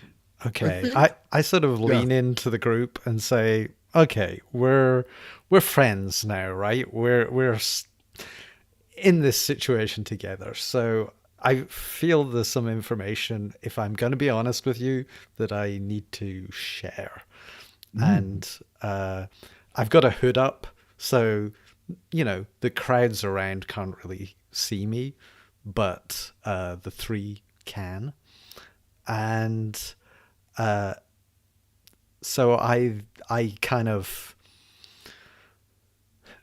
you just see my face ripple slightly, go silver, and then sort of cycle through a number of faces, including all of the suspects that we have seen so far, and then come back to Jet. I yell, I go, wow, and then I stop, and then I go, wow, you're changing. So I just think this could be helpful. And just leave it at that.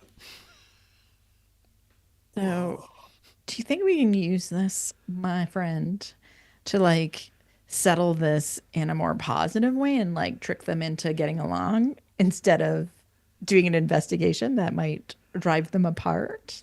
I mean, we can go in a variety of directions with this. If we wanted to pin it on the Spicy Brothers, I feel we could do that. No, not the Spicy Brothers. I don't want them to leave the market. No, but then you could own the Spicy Brothers. They were quite suspicious. It's true. That was They weird. That was really weird. were. And I felt like he was from, have you all heard of this place called Minnesota? It sounds like that he might have been from the country of Minnesota, Maybe a place called Minneapolis. Well, Perhaps. I think this seems like a fun investigation, but however we're going to play it, I'm happy. I think. Well, go ahead. I was going to ask, do you have an idea of what because you are a changeling, clearly. You have some experience in using this, but do you have ideas for what we could do? I mean, it seems suspicious that they both believe that they are innocent. And thus, I've just shown, by the way, for anyone, the brothers, you met the one on the left. That's Kasim Arun. So Dharma has a new crush. So they're pretty handsome, these brothers. That doesn't mean they're innocent. No, it doesn't. In fact, one of them in fact told it me often that. But means they they're are not. handsome. Yeah, You it's know, true. take it from somebody who uses charisma as a weapon. I have no charisma, and I'm not very smart. Low intelligence, low charisma. I'm not very I- smart, but I get by on my looks. I have a +3 to intelligence on saving throw. Something I also have 13 +1 to intelligence, I guess. I'm decently smart. I'm also very charismatic. Well, I think we should start by going, like, if we were going to do a normal investigation, we should learn about both of these restaurants. I think just the thing sticks out to me is if they both think they're innocent and they're trying to find the other person of those two who did it, who benefits from this? Well, and so the Spicy Brothers wouldn't be the ones who benefited because then somebody would be out of the market unless they have a reason. Like, I don't know, maybe we should go talk to like the Association of Market that runs this place, because is there like a backup of stalls? Like, are all of the stalls in use? Are people trying to get some, like a merchant trying to come in or something? Does somebody cousin want to move into the right? know, yeah, because otherwise I don't know how the Spicy Brothers benefit. We Yet. could go to our clients and ask them where they get their green onions, Or what kinds what they use. varieties they Yeah. are. Yeah. Yeah, Yeah. that's an easy way to start. yep. And we could, you know what? The good thing is when we do that, Isadora, I bet they'll feed us. Oh, yes. Little food. Do not accept bribes from the people under investigation. We're independent. We're not accepting bribes. We're just If we eating. take from both of them, it's a prize. Exactly. Is it just lunch? I'm sure there is an expression about doing something twice, making it right. Yeah. Making it nice. Yeah. It's lunch. It's just lunch or snacks. And Second breakfast. elevensies. So, what are you planning on doing? Let's go to the noodle market first. I feel like the noodles would be quite tasty right now. Yeah. We want to go over to the noodle place and have a conversation with probably actually we want to talk, maybe not to the proprietors, but like the cooks or the people who do the sourcing. Okay. Would it be helpful to have a spicy brother with us?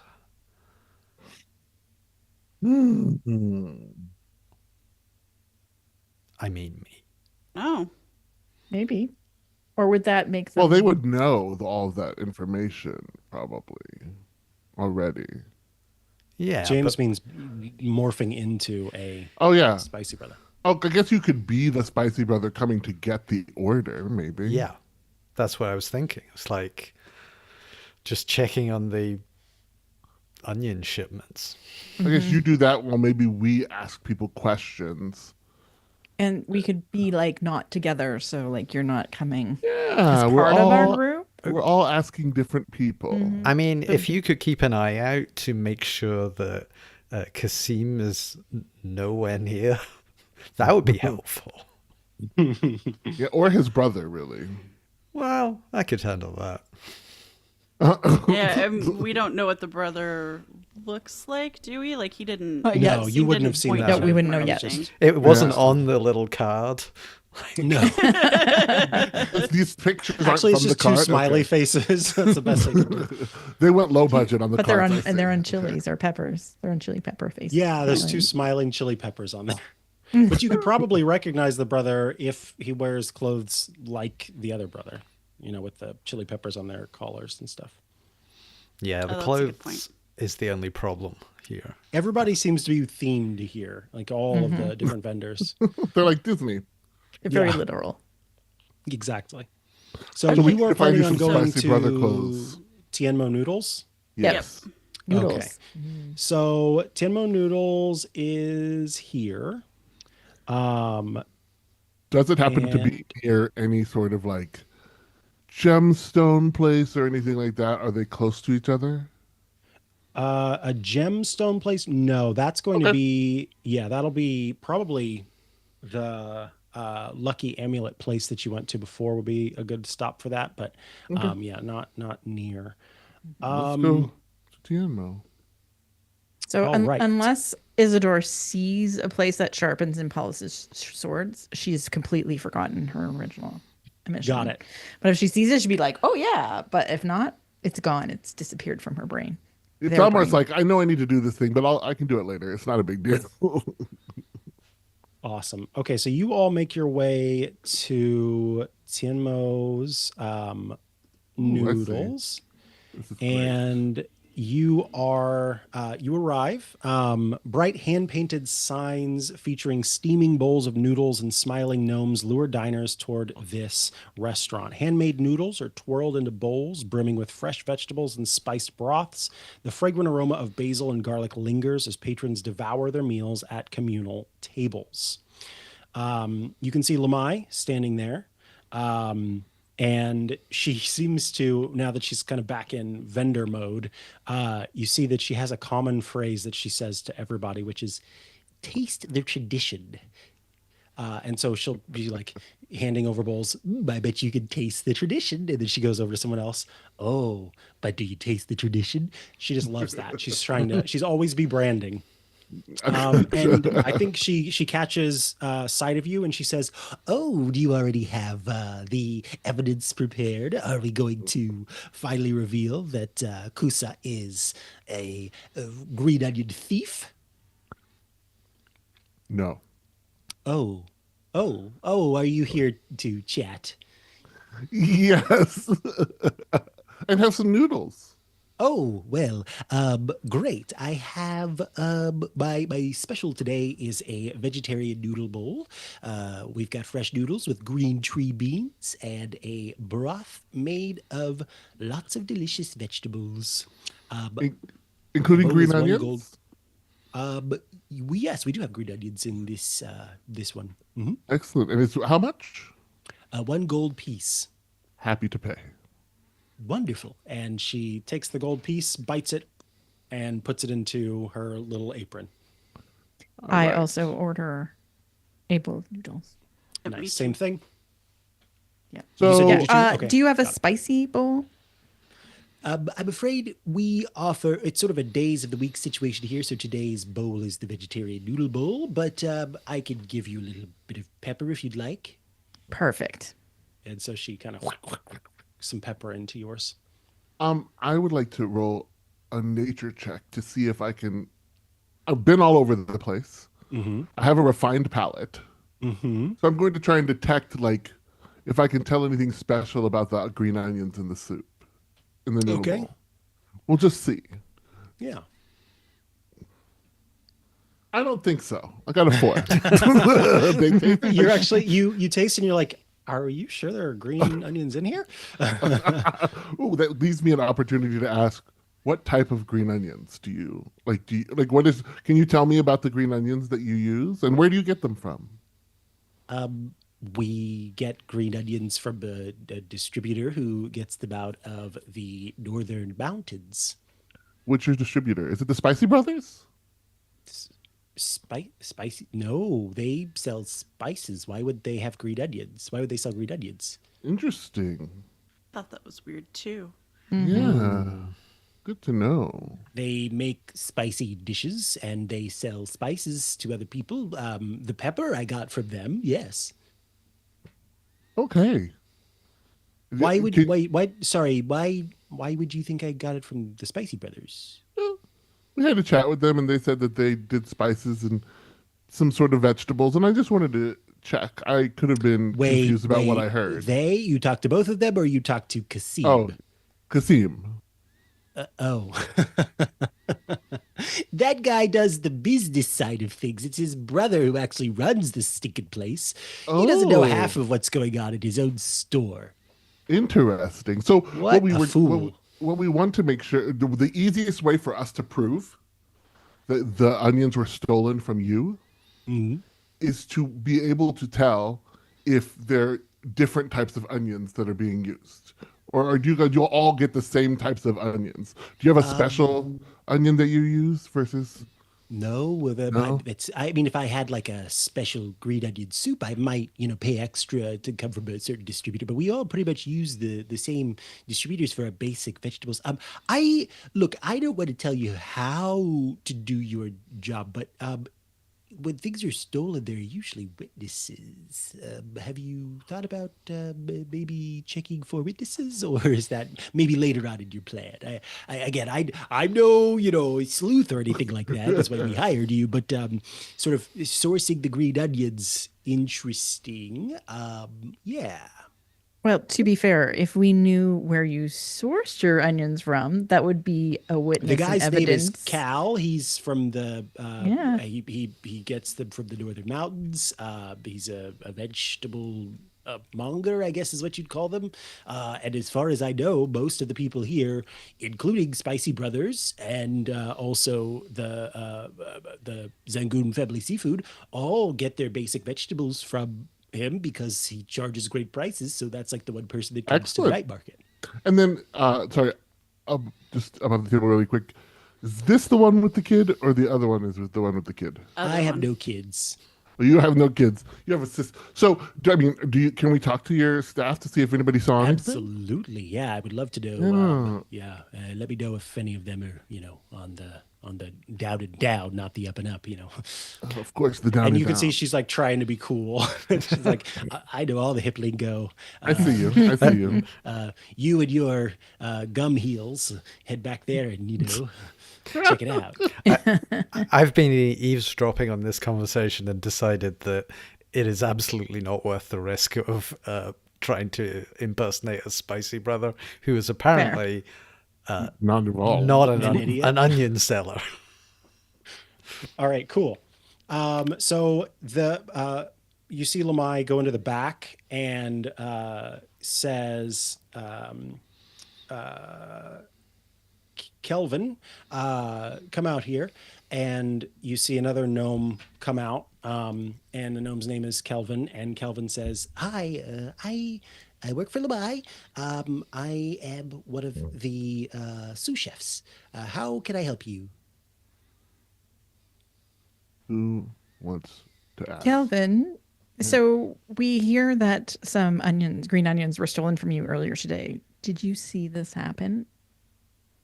Oh, and he looks over at Lamai, and he looks back at you, and he's like, "Are you? Do you have a shop here? Who are you again?" And Lamai says, "Just answer the question." Well, no, I didn't see any thievery of the green onions. I just heard that the green onions were, well, like, Lamai brought me the green onions, and they came from the seafood shop, and she said, use these soon. And pretty soon I look back and I see that Gammon has, I see Gammon kind of running out, and Gammon had grabbed the green onions. But apparently Gammon thinks that we stole them in the first place, but Lamai says that she's always had them. And yeah, I mean, as far as I can tell, they came from the distributor, but we all use the same green onions. So this is really making me anxious. Yeah, I didn't see anything weird, I guess is what I'm saying. But you said at first it came from the seafood shop? Well, yeah, because no, I mean, that's what they said. They said that it came from the seafood shop. That's what Lamai Gammon said that. took the green onions. Oh, No, Lamai, okay. Lamai didn't get them from as far as I know, those green onions came, like all green onions come. Okay. But Gammon came in shouting at me and said that those green onions came from the seafood shop, and that Gammon was taking the seafood or taking them back. And so all I could see, I mean, I'm just this little thing. I can't face off against a big kobold. And he grabs the bunches of green onions. He runs. Then Lamai sees him. She goes after him. And then the rest is what you all saw. So yes, they were taken by Gammon, but we already know that. Like, you saw that happen. Understood. Thank you so much. I wish I could have been more help, but No, you were Oh, you helpful. were. You were That was very, and very I'm going to give him a helpful. very winning smile to calm him down. And he kind of like, and then he kind of centers himself, and then he walks back to the back and starts chopping up onions again. And Lamai says to you, I hope that was helpful. I think that, based on what we saw today, there's probably, I think that, I'll just be honest. If you talk to my people, it's going to be all on them, the Zungoons. And if you talk to the Zungoons, it's going to be all on us. And so you all talk about being independent investigators. I think the best evidence you're going to get is going to come from a third party, because, it's sort of course, they're responsible. And I know they're responsible, but you as independent investigators need to have the proof that they are responsible and vice versa. Just out of Does that make sense? curiosity, how are your relations with the Spicy Brothers? And let me pause here really quick. Table talk. That was a slip up by me, the DM, when I said that they came from the seafood shop. So just so you all know, they Okay. did. He does not think that they came from the seafood shop. He got them the normal way that he always gets them. Yep. And so I'm just going to reveal that this all is true in terms of him, Gammon coming in, shouting and running off with them. So that was a slip up by me, not him in character. Back into it now. You've asked, what's your relationship with the Spicy Brothers? You see Lamai say, they're just one of the other vendors. We all kind of work together here to keep the night market alive. I mean, they're competitors in a sense because they also sell, food, but we also buy spices from them. But then, if they want a dish that has noodles, they usually buy noodles from us. So it's sort of, we're all working together to keep the night market going. So all good on a professional level. Personally, I think that Kasib is an idiot, and I feel bad for his brother V, who actually is kind of running the place, while Kasib just sort of twiddles his thumb in his chair and apparently talks to adventurers who, make their way. I mean, I'm not surprised, not actually working during the day. That's sort of his thing. His poor, poor mother. She must be so embarrassed by him. Thank you. So you think we should talk to some witnesses? How do you suggest we even start finding witnesses? There are so many people in this market coming in and out and walking around. You have some regulars? Yeah, did you? I think talking to some of the other vendors would be a good idea.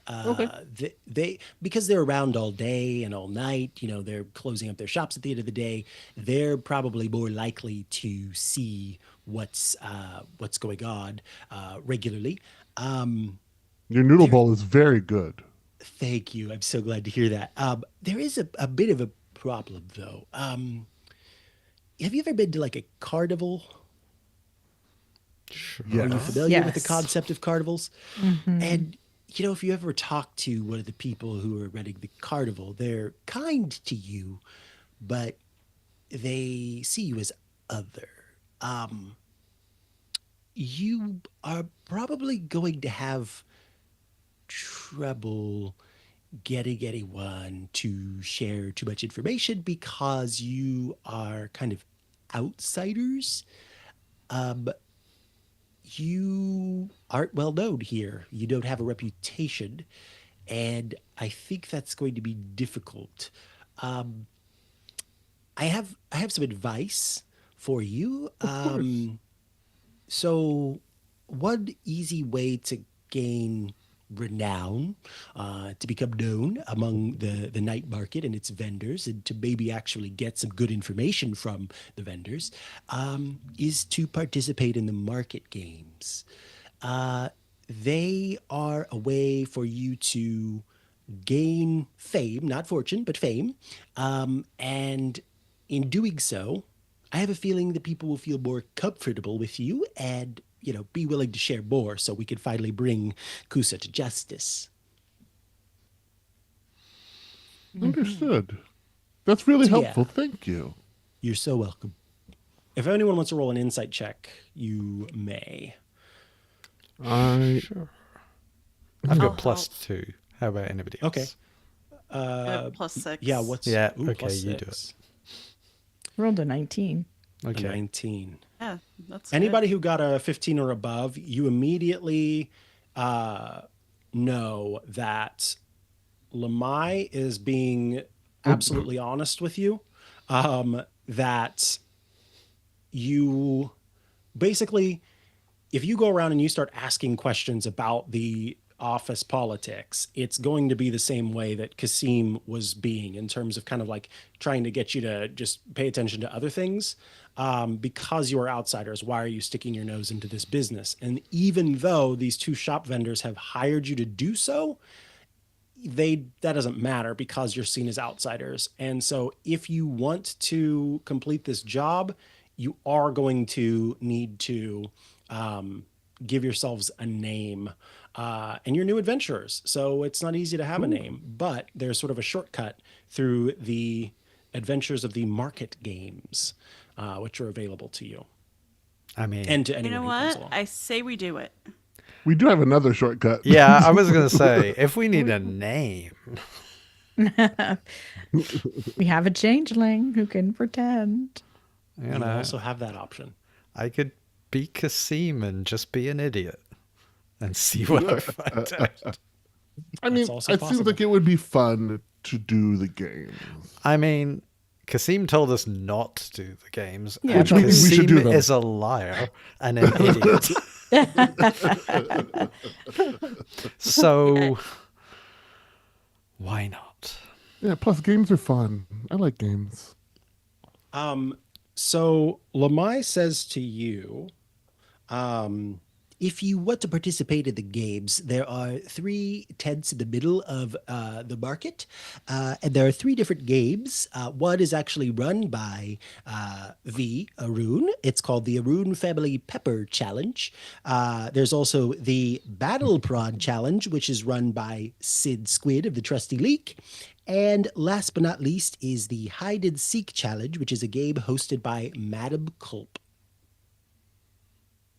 I think I want to know more about the pepper challenge. Yeah, For sure. yeah, definitely. All Yeah, right. and then so, there was the middle one, the Battle Prawn. Battle Prawn Challenge. I want to know about all of these games because Yeah. I need to know more to understand which one we're going to do. Okay, so you make your way to the middle tent, and I think you all take some time kind of just scoping them out. They're kind of getting set up. It seems like it's a thing that happens at the end of the day, or I guess at the end of the night in the case of a night market, before the sun comes up. And so you get kind of some basic understanding of these games. The Arun Family Pepper Challenge is a test of endurance that is hosted by the Spicy Brothers. The Battle Prawn Challenge is a cooking competition. Oh, And the Hide and Seek Challenge is a game where you are attempting to find some hidden creatures that are in an undisclosed location. So one of them means kind of interacting again with the Arun brothers. One of them involves your dear friend Sid Squid, and I think give me some quick perception checks as you look around. And actually, here's what I want to do before you do perception checks. Sorry, there are 3 of them. So what I'll let you do is 2 of you can look at one. One of you looks at one, and one of you looks at the other. So who wants to get a closer look at the Arun Family Pepper Challenge? Yeah, Me. yeah, I want to check that out because Okay, I do so- not trust them. Annette and James, between the 2 of you, whoever has the higher perception, you're going to roll with advantage. Well, not me. Yeah, +0. 10 Well, was my I higher. rolled a 16, so Okay. So now who wants to do the battle prawn between Thalmar and Avinia. Um, I would rather do the The searching. silk one. Okay. Yeah. I'll do the battle Yes. front. All right. Give me a perception check. Yeah, let's see here. Ooh, Oof. And then last but not least, Avinia, give me a perception check. Okay. 25. So oh, Someone's going down, perceptive. yes, going down the list for the Arun Family Pepper Challenges, you're both looking inside.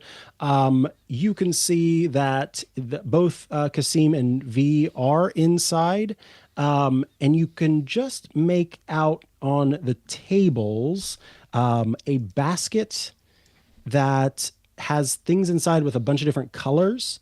And then pictures of a liquid nearby. And that's all that you get with your 10 perception. Thalmar, James had 16 though. yeah, but James, it was only the higher, and then you got advantage on it. So Okay. for the battle prawn challenge with a 7, all you can see is that there's a large pool inside, like a above ground pool inside. And then for the hide and seek challenge, Alvinia, can see, excuse me, I keep putting an L there. Alvinia, see you see inside that it's just Madame Culp, who is kind of sitting at a table, working amid tangles of colorful yarn. But next to her, you can see these fuzzy kitten-sized blue caterpillars that are asleep.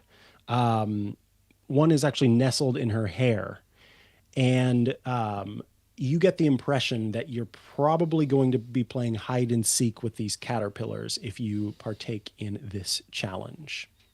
Will our players successfully gain renown by competing in the market games? Will they finally figure out the dastardly culprit of the green onion theft? Will we discover if Kasim is truly the idiot he is thought to be? Will we find out if Kusa and our dear Lamai can make amends and be friends yet again? Find out next time on Total Party Kill: Journeys Through the Radiant Citadel, the Salted Legacy. Thank you. All right. I couldn't remember what the title was, and I did at the last second. Salted Legacy. I didn't even think about the title in terms of what that would imply for the adventure.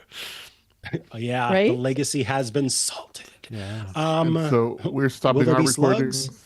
Yes. Everybody can stop their recordings. Live stream for those of you who tuned in. Thank you for being here live, etc., etc.